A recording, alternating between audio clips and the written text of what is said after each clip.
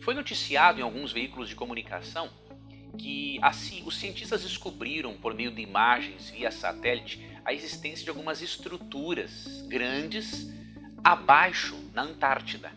Né? Eu não estou aqui para conjecturar se nós vamos ou não descobrir algo mais que apoie o relato bíblico do dilúvio, mas eu gostaria de apresentar para você aqui alguns dados, uma hipótese levantada por um estudioso criacionista a respeito do assunto.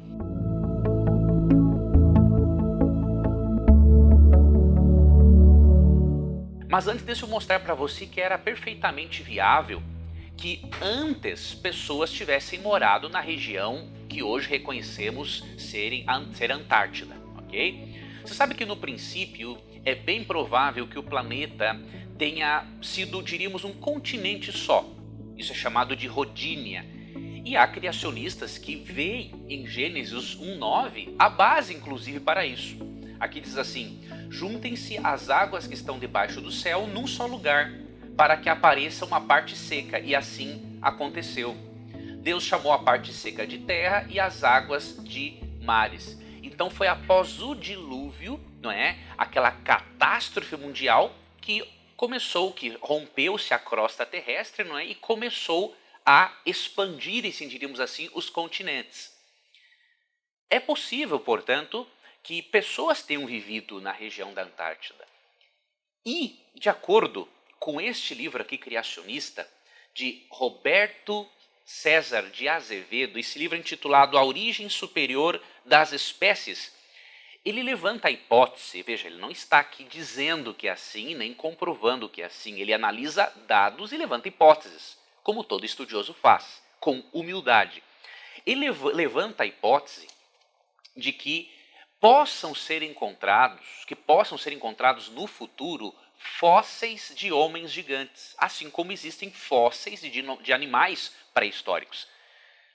Uma das dificuldades para nós criacionistas é explicarmos realmente como que existem fósseis gigantes de animais, como existem florestas com estruturas enormes, fossilizadas, porém não se encontrou até hoje nenhum ser humano gigante como é descrito na Bíblia. Essa é uma das dificuldades que nós criacionistas temos. Porém, existe a hipótese, né, de tais pessoas gigantes terem sido preservadas entre as geleiras, assim como existe a possibilidade de outros materiais e seres vivos estarem sendo conservados nestas geleiras. Eu vou ler aqui para você um dos trechos desse livro. Aqui tem o capítulo 9, né, onde ele fala onde encontrar fósseis humanos gigantes. Entre as hipóteses, não é? Roberto César de Azevedo levanta a hipótese de serem encontrados nas regiões árticas e inclusive em desertos. Né? Ele levanta aqui as hipóteses e você precisa analisar os dados para você entender bem. Agora veja aqui uma citação que eu achei muito interessante que ele apresentou, que foi, essa citação ele extraiu do livro de Frank L. Marsh. E é aqui um relato feito pelo Dr. Hibben, que é um pesquisador. Aqui diz o seguinte, ó: através das turfeiras do Alasca, também há evidência de distúrbios de uma violência sem paralelo na atmosfera. Olha que interessante. O mamute e o bisão foram partidos e torcidos como por uma mão cósmica numa ira divina. Olha que interessante, parece apoiar, não é, o relato bíblico do dilúvio. Em um lugar, podemos achar a coxa e o ombro do mamute, com porções de carne e unhas dos dedos do pé e pelos ainda aderidos aos ossos enegrecidos. Então veja, a evidência aponta para o fato de que essa catástrofe não ocorreu há milhões e milhões de anos, não é? Porque esse material aqui, né, esses animais foram encontrados ainda com porções de carne e unha, não é? Segue a citação. Perto está o pescoço e o crânio de um bisão, com as vértebras aderidas aos tendões e ligamentos e chifres intactos. Não há sinal de faca ou corte. Os animais foram rasgados e espalhados como palha, embora alguns deles pesassem diversas toneladas. Misturadas às pilhas de ossos estão as árvores, também torcidas e empilhadas em grupos desordenados. E tudo isso está coberto com uma fina lama solidificada pelo congelamento. Então perceba, os estudiosos têm percebido sim evidências fortíssimas do dilúvio, pela existência aqui dessas turfeiras do Alasca, pela evidência de que o soterramento rápido foi o responsável pela morte desses animais e pela fossilização, inclusive, de outros materiais. Então perceba, mesmo que precise de fé para crer em qualquer teoria, seja no macroevolucionismo ou no criacionismo, temos evidências de ambos os lados. O que devemos fazer é pesar as evidências de ambos os lados e vermos quais evidências oferecem menos contraditórias. Nós temos pontos fortes e pontos fracos na teoria criacionista e pontos fortes e fracos na teoria macroevolucionista.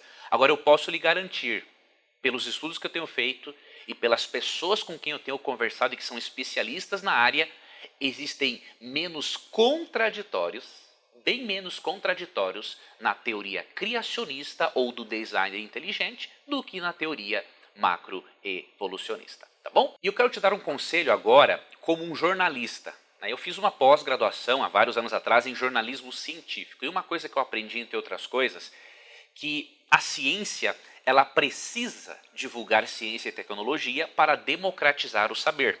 Mas o problema é que muitos jornalistas não seguem este princípio do jornalismo científico, não é? Eles apresentam só um lado da moeda. Eles apresentam o macroevolucionismo como sendo provado cientificamente. Isso é uma mentira. Tá? Isso aí é apresentar um lado da moeda. Isso é uma distorção do princípio jornalístico de cruzamento de fontes.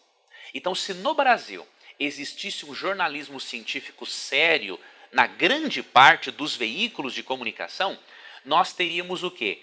As pesquisas que aparentemente apoiam o macroevolucionismo, as pesquisas que aparentemente apoiam o criacionismo ou o design inteligente. Seria feito um cruzamento de informações e o público, por si mesmo, poderia avaliar o peso das evidências.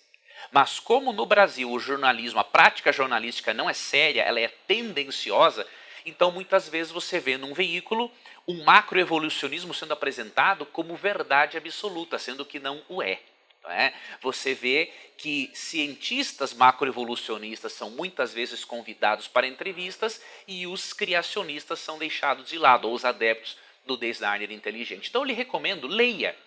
Já que a mídia brasileira não contribui como deveria para a formação cultural das pessoas, já que a mídia brasileira, o jornalismo brasileiro é tendencioso ao extremo para poder defender uma agenda ideológica contrária à Bíblia, então eu recomendo, informe-se, leia, não é? Veja bons canais no YouTube onde você poderá adquirir conhecimento de qualidade. Existe um programa na TV Novo Tempo chamado Origens, onde é apresentado o contraponto entre macroevolucionismo, criacionismo e design inteligente. E ali você pode pegar dados de ambas as correntes para você o quê? Formar a sua opinião de uma forma correta e não unilateral. E eu finalizo também recomendando este livro aqui, A Origem Superior das Espécies, de Roberto César de Azevedo. É um livro muito interessante, de onde eu tirei aqui a citação para este vídeo, tirei aqui algumas ideias. E aqui eu creio que este livro vai ser fundamental até mesmo para você perceber uma coisa: as falácias de Charles Darwin em relação ao macroevolucionismo. Você vai ver que tem muita coisa que a mídia tendenciosa brasileira não faz questão de lhe informar. Você vai ver o link para você adquirir este livro na descrição do vídeo. Que Deus te abençoe e lembre-se, se não existiu um Deus criador, não existe pecado. Se não existe pecado, por que Jesus? E se Jesus não tem um significado na nossa vida, por que precisamos ser salvos? E se não precisamos ser salvos, por que precisamos da segunda vinda de Cristo? Como cristãos, precisamos erguer a bandeira criacionista, mostrando a relevância da nossa fé e as evidências científicas que demonstram que nós não somos ignorantes. Pelo contrário, somos pessoas com mente aberta, porém, pessoas que pesam as evidências. Um forte abraço e até um próximo encontro. Na descrição aqui deste vídeo tem um link onde você poderá inscrever o seu e-mail para você fazer parte de minha lista de alunos VIP. Eu tenho muita coisa boa para repartir com você. Não somente vídeos, eu tenho artigos, tenho e-books gratuitos, guias de estudo bíblico gratuitos que eu quero enviar para você.